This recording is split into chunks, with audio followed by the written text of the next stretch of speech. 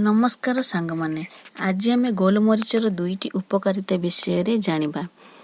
भिडियोटी पसंद लगिले आपण like share एवं सब्सक्राइब करंतु।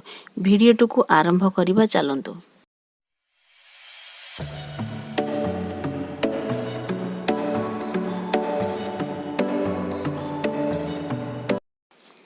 गोलमरीच को गोटे छुंची रे फोड़ी निआरे जलाई तार धुआं को नाक पाखे धरी नाक बाटे ताहा टाणिले मुंड बिंधा दूर हुए।